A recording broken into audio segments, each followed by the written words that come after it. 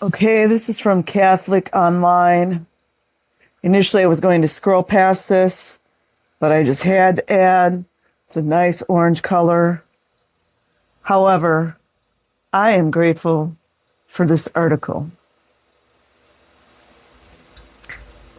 FDA to take another look at Scientology's e-meter. I don't see the date here.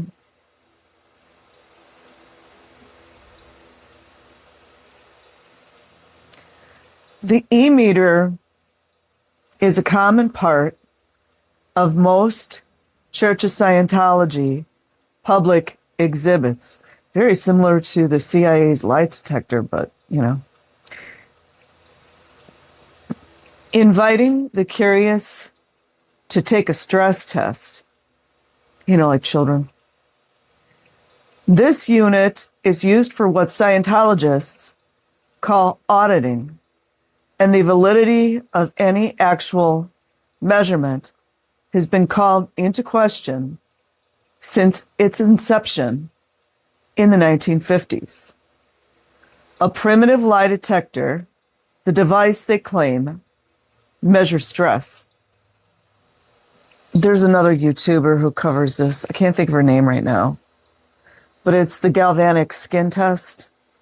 If you're nervous, sweatiness in your palms. If there's any under the radar Scientologist here, you probably already know how to trick it, but just think very, very pleasant thoughts, happy times, cute puppies, the needle will float.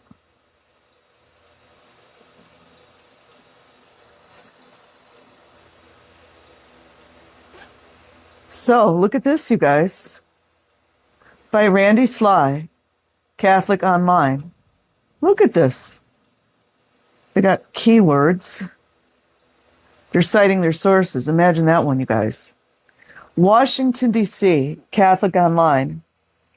Brian Mandingo is a familiar face around the Washington, D.C. Scientology facility. Wonder how close it is to the Capitol, where he once worked. Now, however, he is not seen as a supporter, but a protester. How about, let's call it like what a lot of other media sources and other people call a defector. How about that? Let's call it defector. Where within the United States as well as other countries, people literally have to escape. Kind of like North Korea, but I digress. Or perhaps it's, you guys, I'm dyslexic. Not that I like labels, but it could be the South Koreans trying to escape. I have to go look that up. I think it's North Korea that's the communistic authoritarian. Now, however, he is not seen as a supporter, but a protester, with numerous videos posted on YouTube. In March of this year, he filed a citizen petition with the Food and Drug Administration, FDA, to take enforcement action against the Church of Scientology and its affiliated entities, front groups, for their unsanctioned use of the e-meter. The FDA officially accepted the petition for further investigation. Isn't that their duty? Allegedly. Isn't that their governmental duty? The e-meter is one of the tools used by Scientologists in their counseling, which they call auditing. You guys, isn't auditing usually done like for tax purposes, to go in and see if people are paying their taxes, or to see if a business is running itself in the legal way, the lawful way. To me, it reminds me extracting information. In their counseling, which they call auditing, a primitive lie detector. There you go. Didn't the CIA create the lie detector? Weird. They claim measures stress. 2 cylinders that are connected to the unit are held in a person's 2 hands in order to measure electrical resistance of the skin. I was just thinking about it. You know that book I was telling you guys that I'm reading? I got to get back to it tomorrow. Didn't CIA create allegedly a truth serum or something? In fact, Paulette Cooper agreed to take that because of all the harassment that she had been put under. Weird. 2 cylinders that are connected to the unit are held in a person's 2 hands in order to measure electrical resistance of the skin.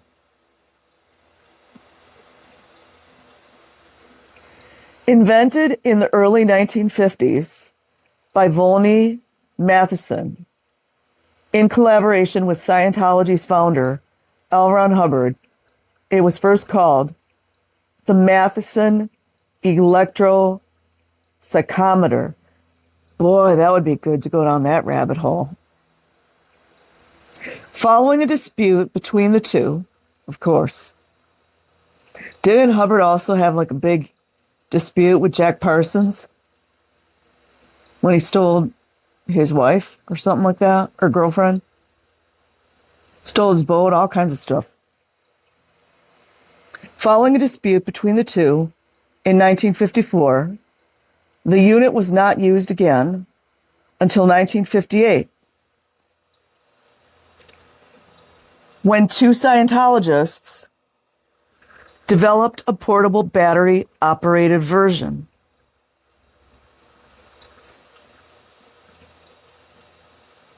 Interesting. You know, the ones with no names, you guys. Not too long after that, the Food and Drug Administration took an interest, concerned that the group was using the unit to practice medicine. Tell me that's not an interesting twist. This early attention and a subsequent ruling from the U.S. District Court for the District of Columbia formed the basis of the recent petition. The grounds for the petition, which can be found here, state, in the early 1960s, the U.S. Food and Drug Administration, FDA, realized that Scientology founder L. Ron Hubbard and his acolytes were claiming that auditing with a device called the e-meter, often described as a primitive lie detector, again, extraction of information, more specifically, extraction of blackmail material, could help to diagnose and treat a variety of illnesses. Auditing, one of Scientology's core practices, is based on the notion that the e-meter can reveal a person's mental state, past lives, and other odds and ends of the unconscious mind. Can't those things also be revealed in hypnosis? And you have to watch who you would ever employ to take you into a deep trance. I'm just saying. This is done through intensive questioning by an auditor, you know, like a child. As the subject holds the e-meter and the auditor leads him or her through a sort of guided, hypnogenic, I keep hearing that word, Keep hearing that word over and over. Hypnogonic fantasizing.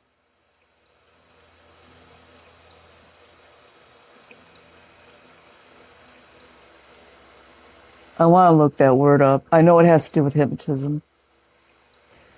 Hypnogonic fantasizing.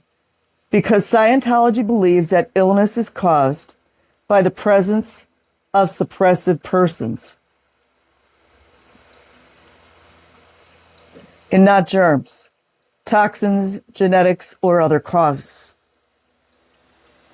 Notice environment is nowhere to be found. And Hubbard and the Scientologists were spreading the word that the e-meter could help root out the suppressive people in one's life. This does not induce paranoia, does it? Thereby curing a variety of illnesses and health conditions. Raising IQ, well, obviously didn't work for Hubbard. And making one successful in every way. This, of course, was completely false.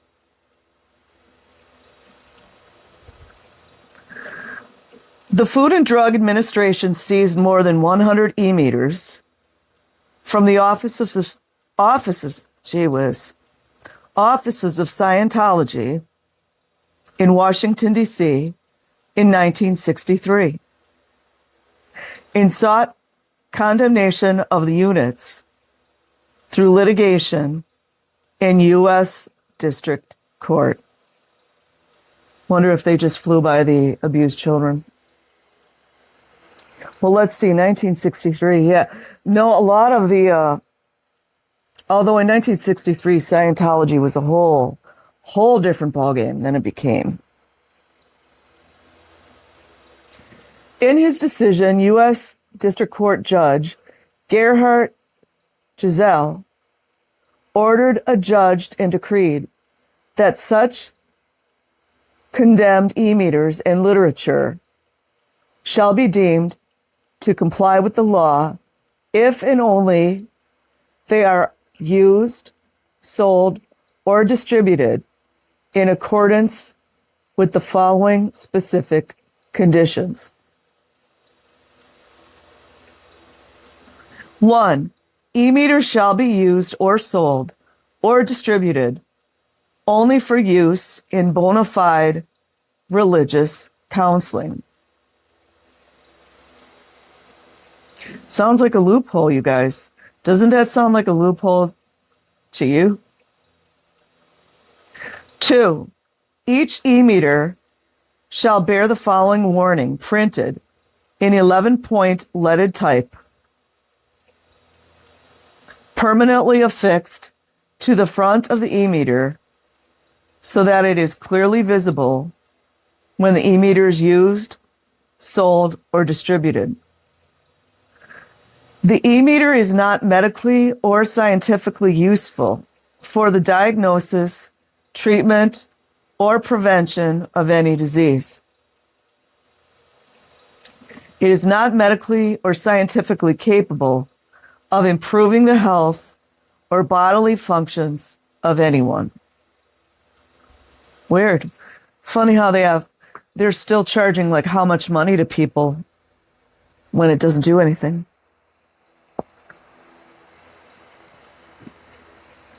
Reminds me of, what was that old saying? Snake oil salesman? 3.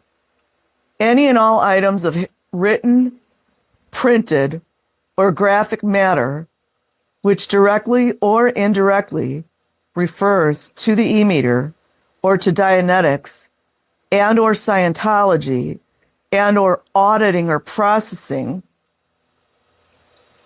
shall not be further used or distributed unless and until the item shall bear the following prominent printed warning permanently affixed to said item on the outside front cover or on the title page in letters no smaller than 11-point leaded type.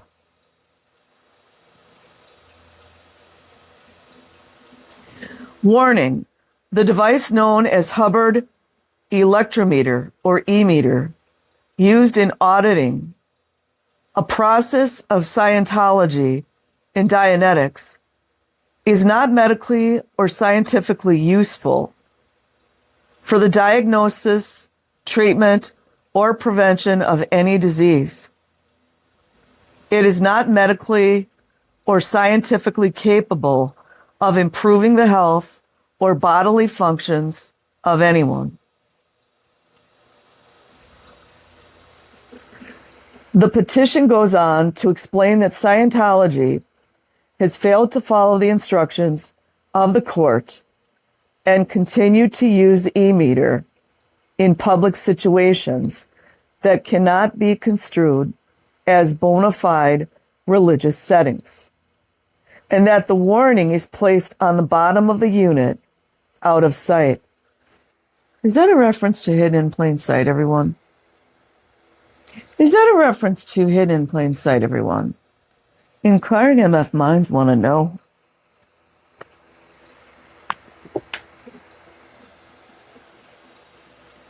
After the initial response from the FDA accepting the petition, an interim letter was also sent indicating, because of the extent of the issues involved, your petition will require additional review. We expect to issue a final response in the near future.